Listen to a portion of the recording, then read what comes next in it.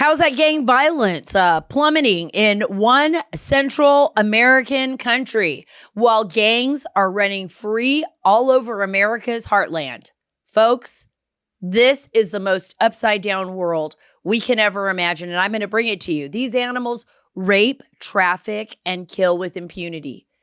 They do whatever they want.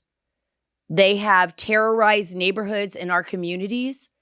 I mean, from Fairfax, Virginia, where I have friends that live in some of these communities, a woman that I'm very close to who has been tormented by some of these MS-13 gang members. In Maryland, we saw the same. We've seen beheadings in the United States. We've seen gang members commit the most brutal, horrific crimes that we can imagine. And they're getting away with it here. But they are not getting away with it in El Salvador. And while we're soft on the border and our border policy is everyone's welcome, come on in. We don't have any rules in America. El Salvador, which I plan on visiting, and I'm going to give you guys a little update on that, is lowering the hammer. And President Bukele is saying, no more, no more. We should have a Western hemisphere that is safe for everyone. But we don't. And I'm going to tell you why. And I'm going to tell you how leftists in the United States think, how they think, what they do here in Washington, D.C., and how they see conservatives in Central America and South America and other parts of the world. The bureaucracy hates them. They literally see conservatives over there as the enemy, and they make life impossible for them. But I'm going to set the record straight here on the Sara Carter Show to give you just like kind of a quick idea about what's going on here, right?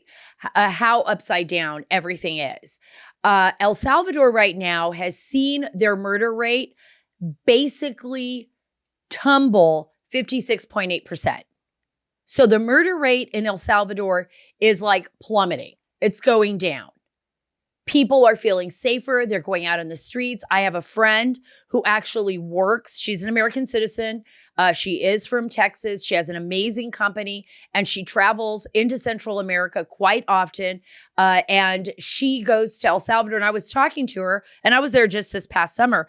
And I was talking to her about that. And she said, oh my goodness, with her beautiful, Texas accent, I go to El Salvador all the time, and it's very safe. I wish you could come to some of the communities I visit. Well, I am. I'm going to be heading there. I'm going to be visiting a number of communities in El Salvador. I'm planning on speaking with very senior officials, and I'll announce that later when I make my trip there in probably another month or so. So this is very, very important. We are building, relations with governments in our own hemisphere. These are our neighbors. So why is the Biden administration so angry at President Bukele? Why does he and his State Department just despise him? And I don't know if you all remember, but I interviewed President Jamete of Guatemala. In fact, I've interviewed him multiple times. And one of the biggest things that I took from my last interview with him and when I met him last year was the fact that the Biden administration hated him. And I was like, what do you think is going on here? What do you think is going on with their State Department? And by the way, I talked to U.S. intelligence officials who do not agree with the assessment that our senior State Department officials and our government has of Central America and these Central American leaders. They actually think that they're great leaders, that they're stopping violence, that they're bringing back jobs to their country, that they want to see their nations prosper. They don't want to see their people fleeing to the United States. But Biden actually wants people to flee to the United States.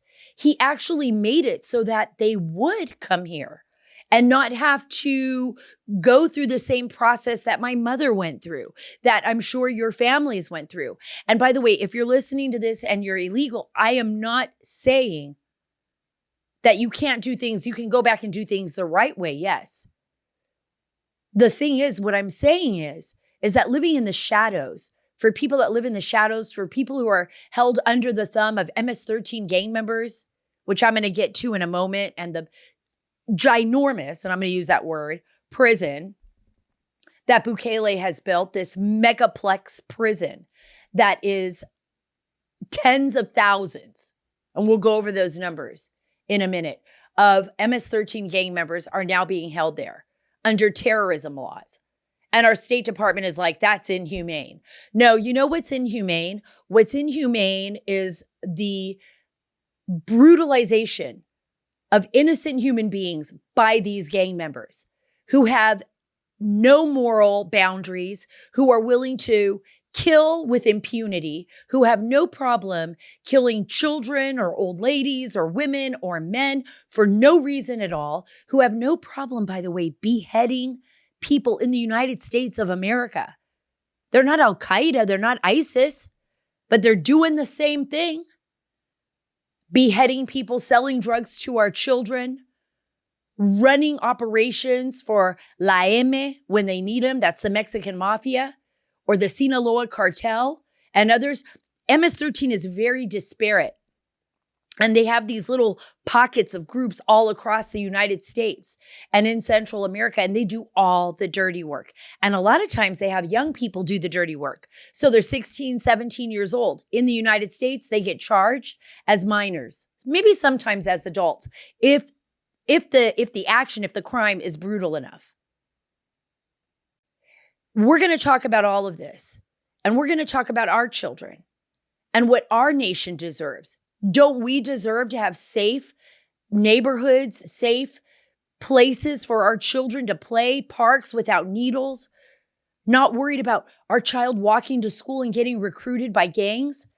That is what we are going to be talking about on the show. And wait till I fill you in on this mega prison and the insider information that only I have when I talked to sources close to President Bukele and what has been going on in El Salvador, what's been going on in Guatemala, and the changes that we can foresee in the future. And we better be paying attention, folks. We've got to pay attention. I'll be right back with that. But first, I want to tell you about Donors Trust. Donors Trust is amazing. It is probably one of the most principled, tax-friendly ways of charitable giving. And especially if you're a conservative and you want to make sure that your money's going to go to a group and be used for issues that you actually believe in and support.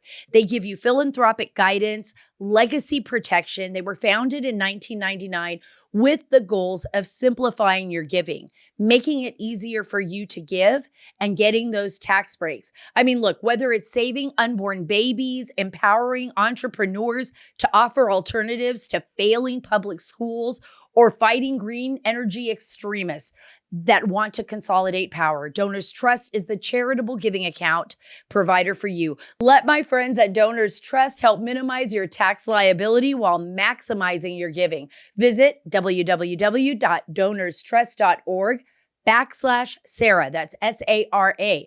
That's www.donorstrust.org/Sara. That's www.donorstrust.org/Sara. If you're concerned about gangs in your community and in our country and want to see more coverage of these issues that you care about, please subscribe to our channel. It really does help. Look down below. What's important to you?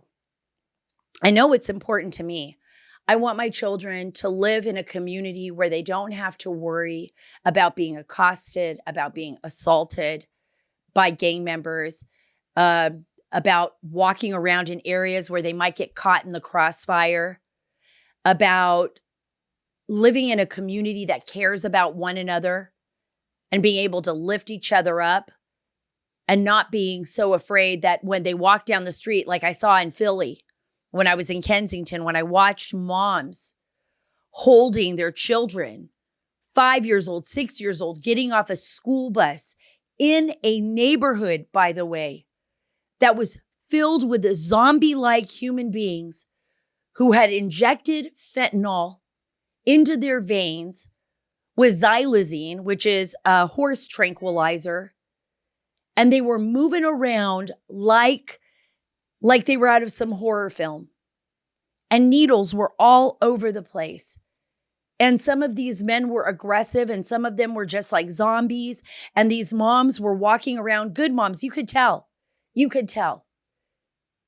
Not everybody has the money to move. Not everybody has, extra funds to spend, a car, a this, a that. There are people that have limited finances and they are good people, hardworking Americans like my mom, right? My mom who worked in a factory. She couldn't have just upped and moved out of our neighborhood. She wanted to, but she couldn't do that. So what about these moms? What about living in that kind of hell? That's what happens all the time when these gang members are smuggling narcotics, are smuggling human beings, are literally killing a generation of our children. We lost over 100,000 Americans last year to the opioid crisis. Over 60% of those people were killed by fentanyl. We have counterfeit pills all over our streets that are pure fentanyl that look like Oxycontin, Percocet, you name it, Adderall, and it's killing our children. And the only people benefiting from this are the massive drug cartels that are running operations, making hundreds of billions of dollars a year. And they're recruiting these children off the streets who, unfortunately, we're perpetuating this, guys. We are perpetuating this horror in our hemisphere. We have this wide open, chaotic border. Parents for decades have been abandoning their kids, coming to America to find a job and promising to send money back home, abandoning their children in El Salvador, abandoning children in Honduras and Guatemala. These kids end up on the streets being raised by monsters, a lot of them. And these children turn into those monsters. And they commit crimes that I talked to my producers a little bit about that. I know you're going to say, well, you can't just bring it up, Sarah, and then you can't tell us. I don't want to go into some of it because the pictures I've seen of their murders have literally left me haunted. Like I have PTSD from these things because I've seen what they do. And I've been around people that are MS-13 gang members when I was in Guatemala, out on the border of Honduras, on the border of El Salvador, them coming across, especially during the Trump administration, when they tried to send those caravans over and President Trump was like, yeah, we're not going to have any of that. You keep trying to come to our border, but don't worry, you're not going to cross it. You can try. And I remember standing there talking to some of these guys. They were trying to intimidate me. I remember one guy, he literally dyed the white of his eyes. He tattooed those black.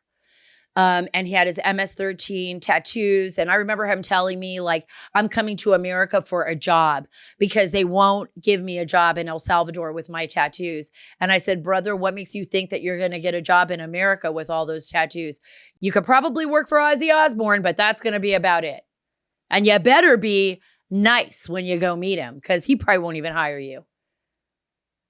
And then I laughed about it and everybody started laughing. But, I meant it. But this is what we're dealing with.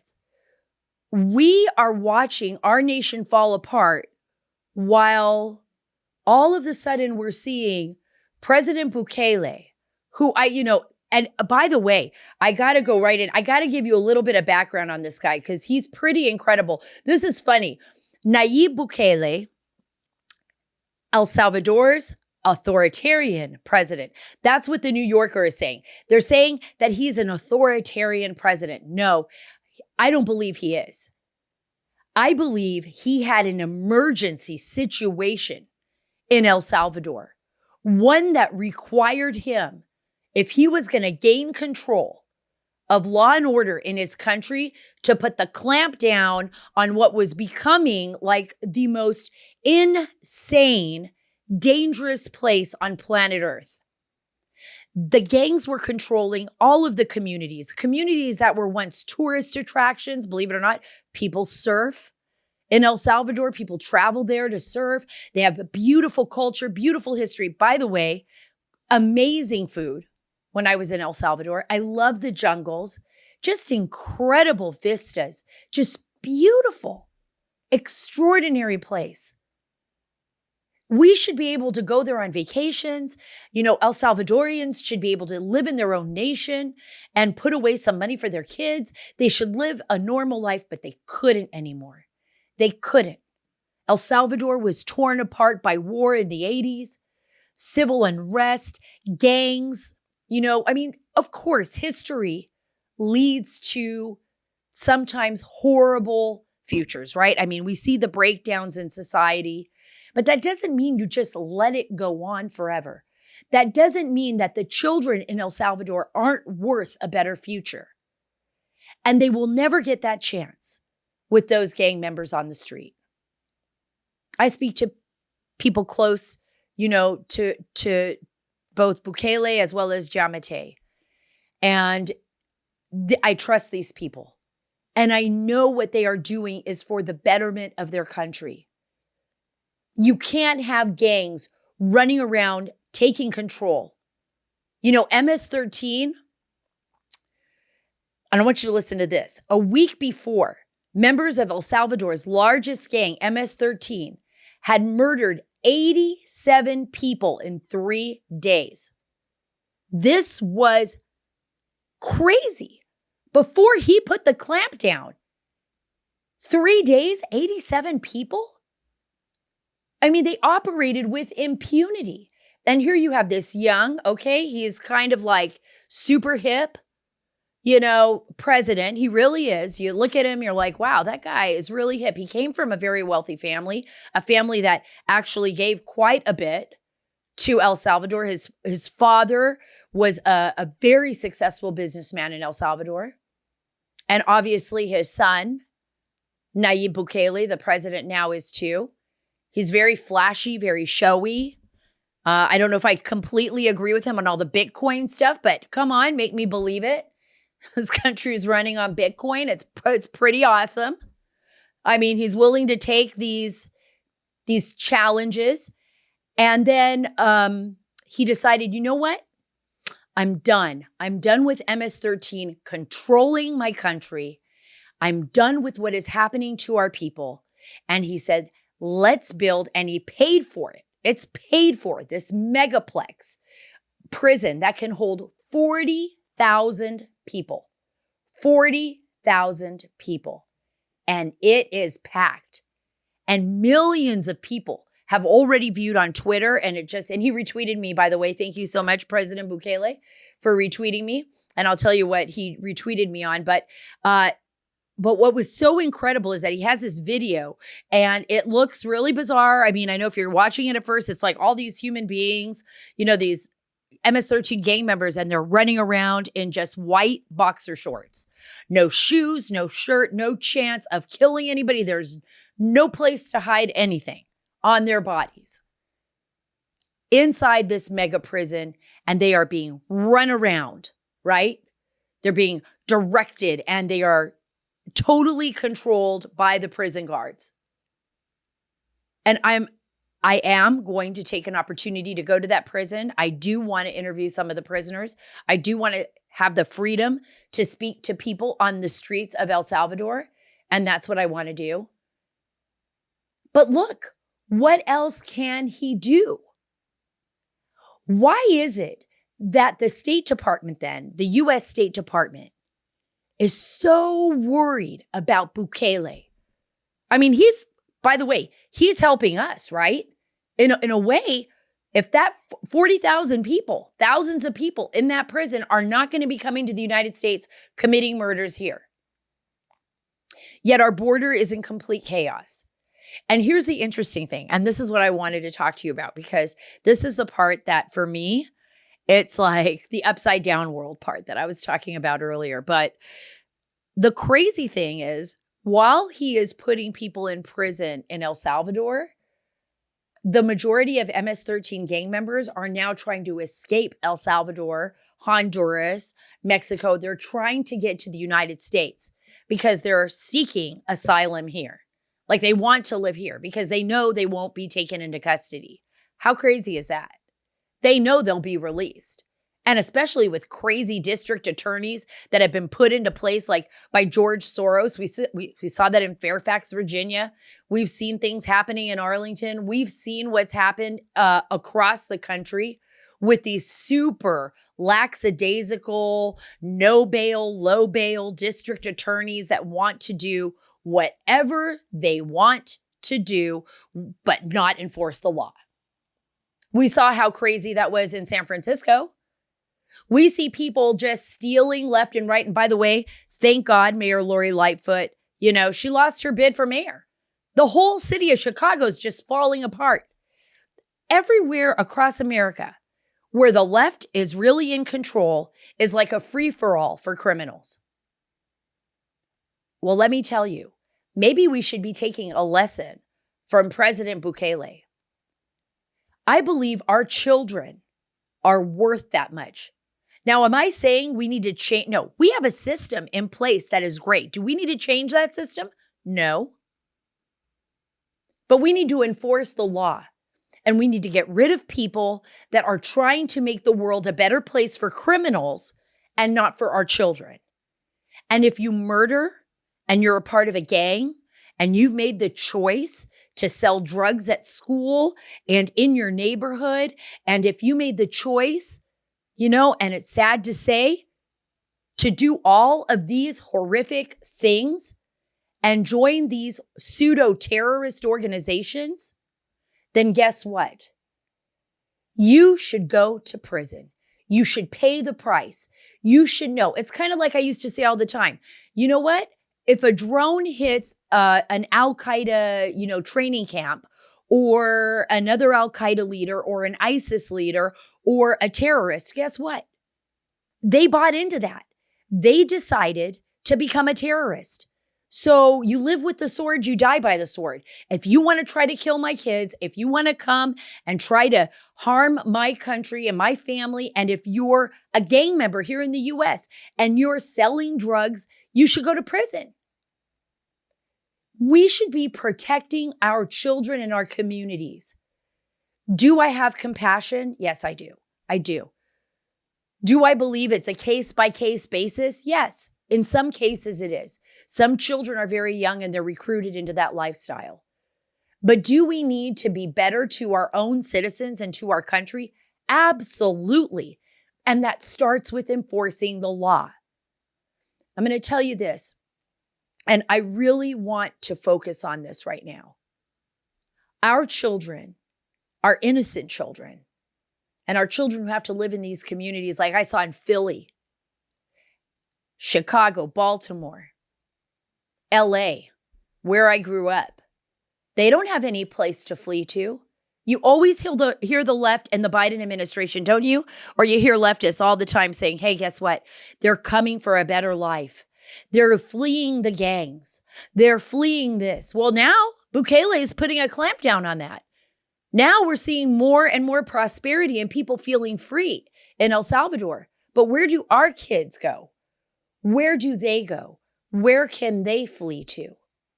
Where can they go if all the bad guys are coming here? Think about that. Think about that and ask yourself that question. And then ask yourself if your lawmakers, the people that are representing you, and the Biden administration are doing right by you. And if your answer is no, fire them. Folks, we have a new sponsor for the show. I'm really excited about this because Allegiance Gold is going to actually help us protect our money. And you all remember when I was in Ottawa, I was in Canada, I was covering the truckers' protest against Justin Trudeau and COVID. Oh, by the way, we are not conspiracy theorists, are we? I guess that's what we figured out now. The truth is coming out, and all the people who stood up for their right to be free, to make their own choices about their health care and about their lives. Well, in Canada during that time, they were under siege by their own banks and by the government. And then we saw the same thing happen here in the United States, where people also stood up and said, hey, I want to be able to make my own choices. And those leaders like people like Lieutenant General Michael Flynn, I mean, I remember when the bank tried to give him the exit paper. And then they tried to backtrack and apologize to him, but it was already too late. Folks, we don't need to be under siege any longer. You can get $5,000 of free silver on a qualifying purchase when you tell them that Sara sent you. Get $5,000 of free silver on a qualifying purchase when you tell them Sara sent you. So don't wait. Call or click today. 877-702-7272. That's 877-702-SARA. That rhymes. Or go to protectwithsara.com. We can't control the Biden administration, but we can prepare. 877-702-7272. That's 877-702-SARA or protectwithsara.com. The border was completely different under President Trump. And I can't help and I can't shake it. Right? I can't shake it because under President Trump, we saw a leader. We saw a president actually take action and say, no more. I care about you. I care about the people that are being trafficked into this country. I care about the American people, and I am not going to allow this to continue. I am not going to allow this chaos that has been happening through every previous administration, yes, including the Bush administration, yes, Obama administration. Remember DACA and all the children? That's when all of the children in cages, that's when it actually happened, folks. That's when it happened under Obama. And I remember President Bush, much better than Obama, yes, of course. But he was so adamant about getting through, immigration reform, and it was based on amnesty and this and that, but we still hadn't taken care of the border. We still, even during that time, and I was covering the border then, we still had issues of national security. I didn't think it could get any worse. Honestly, I remember being out there with the Minutemen, and I was just like, this is insane. No nation on earth has a problem like we do with the border. Well, except for maybe after Syria, the Italians, the Europeans, we saw that, with people fleeing, from all parts of the world. There are issues that we have to deal with, I think, globally, but they're usually based on pockets of eruptions, right? There's a war. There is a natural disaster. There is something that is creating a humanitarian crisis. Okay, we get that. But this is not one of those times. Our border is just like so wide open that millions of people, by the end of Biden's presidency, more than 5 million people. And by the way, all the known gotaways, think about that, over 1 million so far known gotaways. All the terrorists that have probably milled about and got into the country as part of those known gotaways. I've never seen anything like this. So you have to ask yourself, why is the Biden administration willing to take such risks? Why are they willing to do this? There has to be something behind it. Is it more votes? Is it more people? Because there can be no other answer for me. This chaos, is it, filling up the pocket? I mean, the NGOs are literally working with the Biden administration to make sure that people are flowing to the United States. And their pockets are getting filled. Yes, with U.S. taxpayer dollars. I know that's not just private donations, but U.S. taxpayer dollars. And that should make you angry. That should frustrate you. So we have these issues. We have an administration that leaves the border wide open.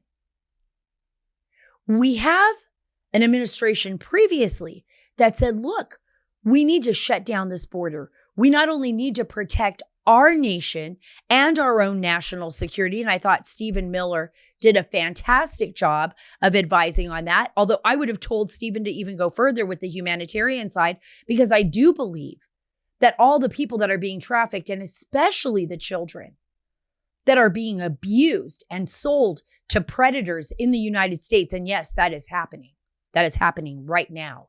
That is happening every day and every week and every month that we allow this to happen. These children are losing their lives. I believe that they are worth it. They are worth it enough to shut down the border. Let me tell you how we can solve this. And I'm going to be very frank about this. It's simple. It doesn't take a lot to solve this problem. And Trump was doing it. You follow the laws. You have executive orders that protect the American people. Yes, you finish some of areas of the border. You finish some of the border walls. You take care of those issues. You don't let it waste away like Biden did. Just let the wall that we already paid for just sit there and rot like I've seen. You do that, you secure the border, you deal directly with our partners in this hemisphere. You bring back our jobs from China, our enemy and our adversary, those manufacturing plants. You give incentives to companies. You bring them back here through nearshoring. You build up the Western Hemisphere and relationships with our neighbors in the South, to the south of us, whether that's Mexico, El Salvador, Guatemala, the people that we really trust and the people that are following the same democratic capitalism, whatever, republic that we are. They're following in our footsteps.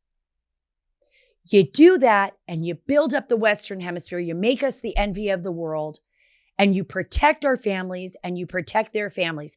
It's really just that simple. And that's what we have to do. Because the worst case scenario is something we don't even want to think about. We are it, folks. We're the beacon of light for the rest of the world. And every time I travel to these nations, every time I go to countries where I see such sadness and horror like I saw in Afghanistan or I saw in Pakistan, or I see, in other places where I've been, in Africa, in different nation states in Africa. And I think to myself, and even in Europe, where it's so pseudo-socialist, and you don't have the same, rights that we have, and small business owners don't have those same privileges that we have in the United States. And we don't see that kind of capitalism. You don't have those choices. This is it. We could lose all of this. That is why we have to pay attention to everything that is happening around us. That's why we have to hold our lawmakers accountable. That's why we have to do our due diligence for our children and do our jobs. And we have to be willing to stand up for what is right. That is what is important. And by the way, that's what Mike Lindell does. He stands up for what is right. I love the guy. He doesn't care. I mean, if he is an example of freedom of speech, right? It doesn't mean we have to agree on everything. But Mike Lindell stands up for American values and American products, and I absolutely love him. And right now you can buy one, get one free of MyPillow 2.0. Wait till you try this pillow. I love MyPillow 2.0. It has a brand new temperature regulating technology. It keeps you comfortable throughout the night. New fabric dissipates heat and humidity. And I hate that, by the way. I hate when I'm sleeping and I feel like I'm sweating because then I wake up. And I know that you do too. There's not one person that feels comfortable when they're sweating in their pillow. And these pillows will stop all of that. They're like a dream come true. And for a limited time, when you buy one MyPillow 2.0, you get another one free with code Carter, CARTER. Go to mypillow.com for MyPillow 2.0. Buy one, get one pricing plus discounts on your favorite MyPillow products like towels, sheets, slippers, dog beds, and so much more by using promo code Carter. Stay cool and sleep better with the MyPillow 2.0 buy one, get one free sale going on now at mypillow.com. Promo code Carter, mypillow.com, promo code Carter. Hey, everyone. It's been great being with you. Again, thank you so much for being a part of this show. Thank you so much for everything that you do. We are moving forward with our Dark Wars podcast. If you haven't listened to it, please go to darkwarspodcast.com. Please go there. It is amazing. It is a series of stories that I feel so proud of and so close to, and something that a project that we are working on. It's a team effort, and part of that project will be what I will be doing in El Salvador soon. So this is very exciting. I'm going to take you with me to El Salvador. I'm going to take you with me everywhere I go. It will be your journey. It will be my journey, and we will be learning this together. Follow me on Truth at Sara Carter Official, on Twitter at Sara Carter DC, on Instagram at SCarterDC. God bless you. God bless our nation, and God bless the great state of Texas.